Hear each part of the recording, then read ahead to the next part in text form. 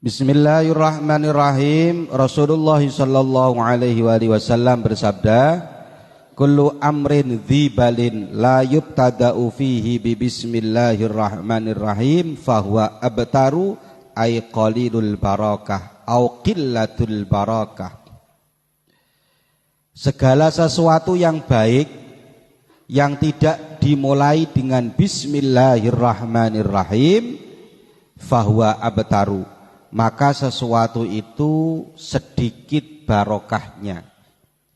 Kamu makan kok enggak dimulai dengan bismillah, maka kata para ulama qillatun tifa'il jismi bihi, yang kamu makan itu sedikit manfaatnya untuk jisim, untuk badan kamu.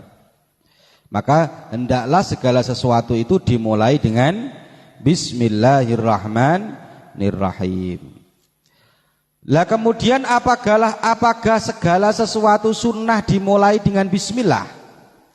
Maka para ulama mengatakan wal hasil annaha ta'tarihal ahkam al khamsah. Membaca bismillah ini ada 5 hukum. Nih perhatikan ini. Ditulis, tidak ditulis gitu, jangan ditulis semua. Membaca bismillah itu ada berapa hukum? 5. Yang pertama al-wujub. Ta'tari al-ahkam al-khamsah, yaitu membaca bismillah ada 5 hukum. Yang pertama al-wujub, yaitu yang pertama hukumnya wajib. Kapan membaca bismillah wajib? Kama fis shalah indana ma'asyiras syafi'iyah, yaitu ketika orang sholat, di dalam sholat menurut madhab syafi'i. Contoh, sampean takbir, setelah takbir baca kabirau, iftitah, terus baca bismillah di dalam surat Al-Fatihah. Baca bismillah hukumnya wajib apa tidak? Wajib. Orang yang tidak membaca bismillah sebelum surat Al-Fatihah menurut madhab syafi'i, maka fatihahnya tidak sah, berarti sholatnya tidak sah. Berarti membaca bismillah sebelum surat Al-Fatihah di dalam sholat hukumnya adalah wajib. 1.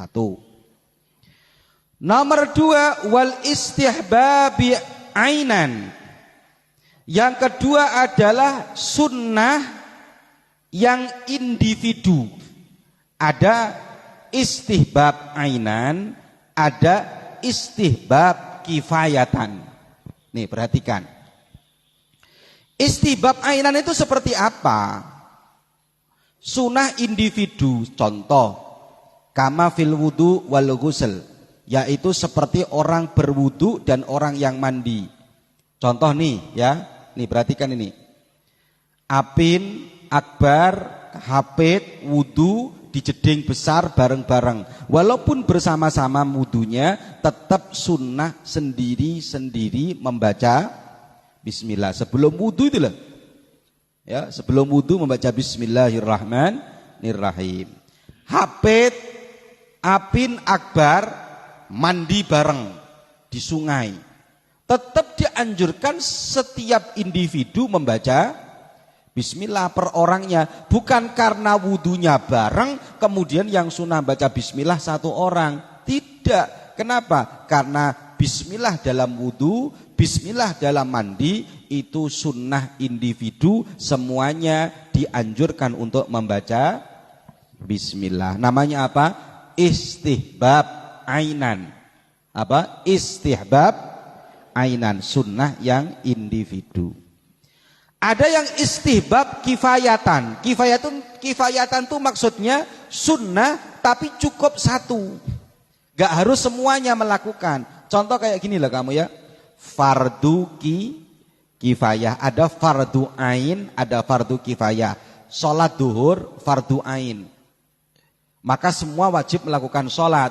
Sholat mayit fardu kifayah, maka 1 desa kalau ada yang melakukan sudah cukup. Bismillah juga kayak gitu, ada yang istihbab kifayatan. Apa itu? Kama fi akril jamaah, seperti waktu makan bersama.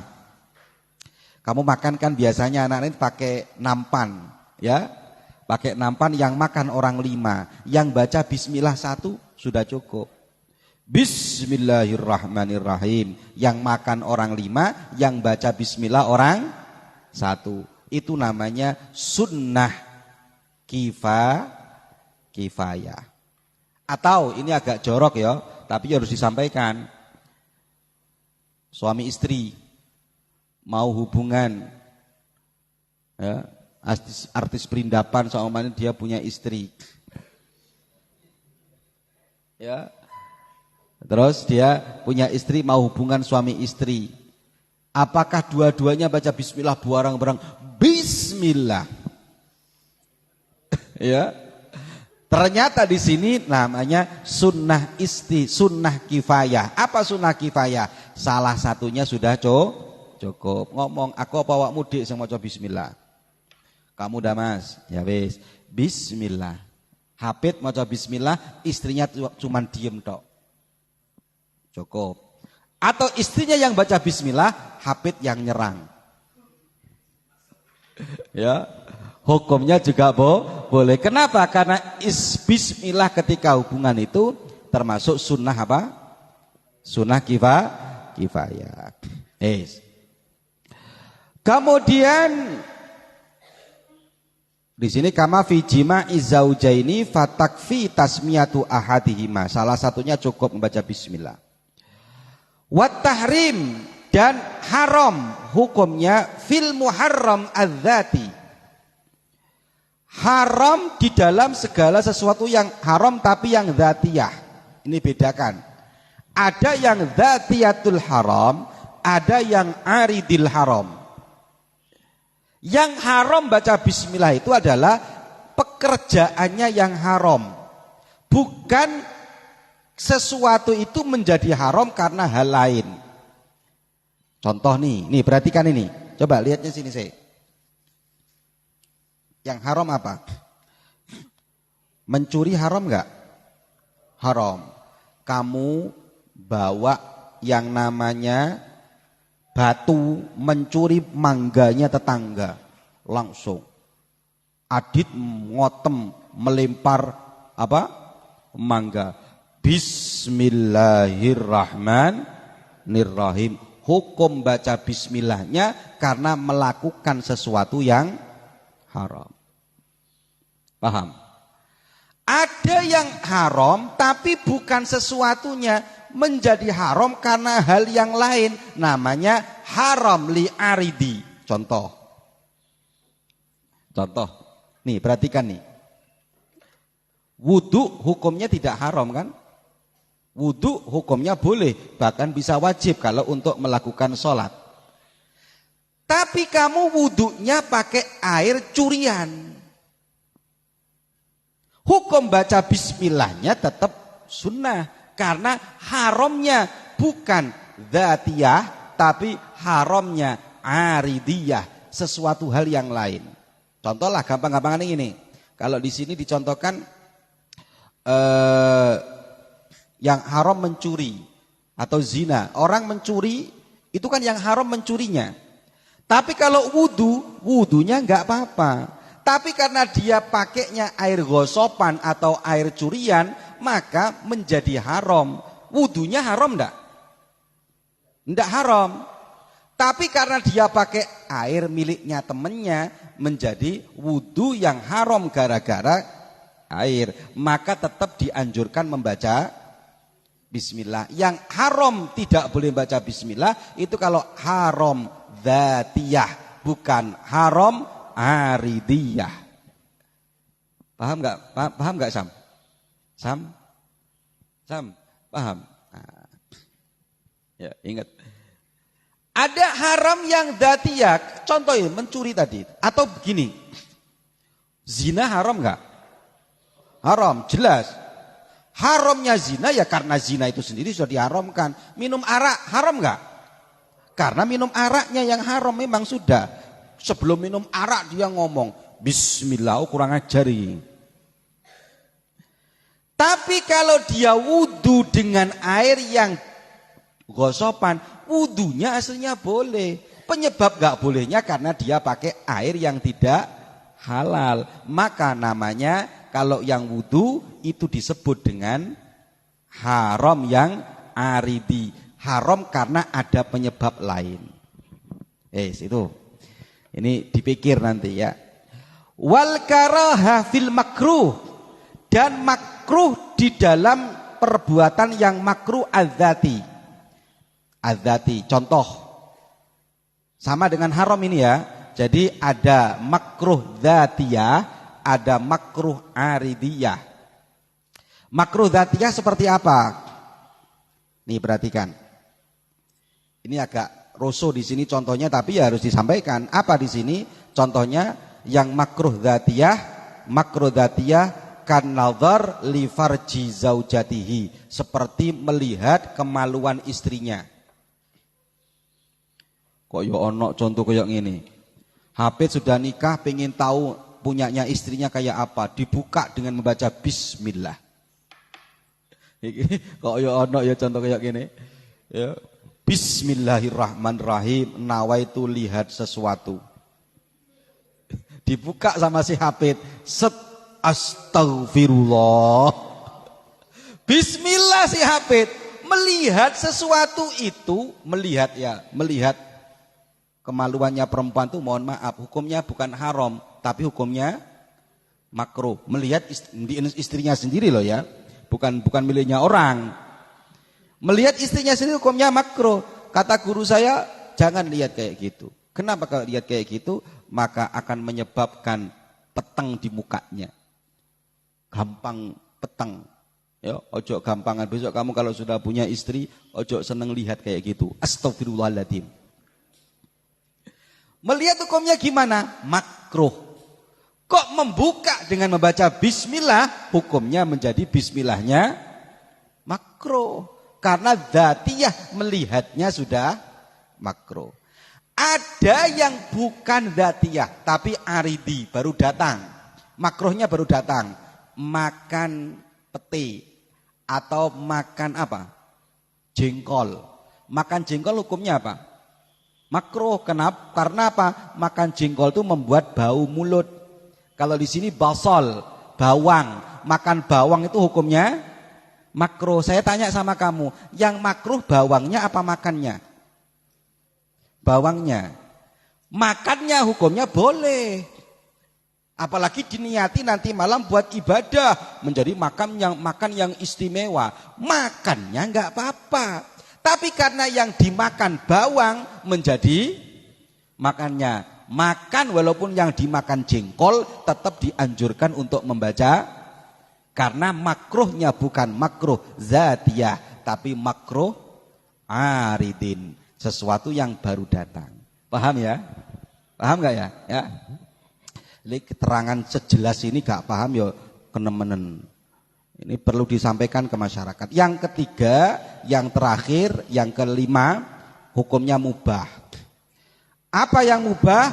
Karena klimatain mimakanin ila akhar, yaitu dia memindah satu barang, satu tempat ke satu tempat yang lain, kan hukumnya mubah. Contoh begini, ini perhatikan ini kacamata, asalnya di sini, kemudian saya pindah ke sini, hukumnya apa? Hukumnya mubah. Mubah artinya tidak keterkaitan dengan makruh, tidak haram, tidak sunnah. Saya masa mindah ini ke sini hukumnya makruh? Saya masa mindah kacamata dari satu ke tempat yang lain hukumnya haram? Atau hukumnya sunnah? Tidak. Kok ini tak pindah ke sini dengan baca bismillah, hukum membaca bismillahnya juga dihukumi mubah. Oh, tak pindah kok kacamata ini, tak pindah ke sini, bismillahirrahmanirrahim, maka membaca bismillahnya hukumnya mubah. Paham? Nah sekarang saya kasih istimewanya bismillah, khasiatnya bismillah. Kalau bisa kamu lakukan salah satunya. Ini saya juga melakukan. Sebagian guru kita mengatakan man qara'a bismillahirrahmanirrahim bi adadi hurufiha. Barang siapa membaca bismillahirrahmanirrahim sejumlah hurufnya bismillah. Hurufnya bismillah berapa? 19. Kok kamu punya kesumpekan, punya keruwetan, punya kesusahan? Kata para ulama, qadallahu hajatahu, Allah akan memberikan hajatnya kalau dia membaca bismillah berapa kali?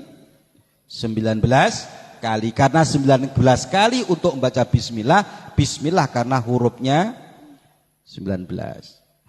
Kemudian ini amalannya almarhum pendiri pondok pesantren. Nih perhatikan.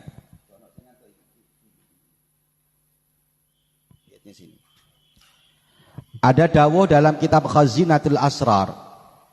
Man dawama ala qiraatiha kulla yaumin alfa marrah qadallahu hajatahu bil yusra fid dunya wal akhirah. Barang siapa membaca bismillah 1000 kali, 1000 kali, ini amalannya almarhum, maka Allah akan memudahkan hajat-hajatnya terkabul, baik hajat dunia maupun hajat akhirat. Ini kalau bisa diamalkan santri, nggak usah pakai amalan yang macem-macem. Amalannya ulama ini. Kok ada orang baca bismillah, bahkan almarhum Al-Maghfurlah Kiai Barongan Kiai Masyudi ini pernah menyampaikan, Cong, kalau ada orang baca bismillah 1000 kali, maka paginya Allah sudah menjamin rezekinya. Jadi malam amalannya ulama, ada yang malam enggak baca wiridan apa, tapi malam hanya membaca bismillahirrahmanirrahim. Berapa kali? Berapa? 1000 kali. Kamu kok punya kesusahan, bingung, mau kemana ini saya kok susah, kok ruwet saya.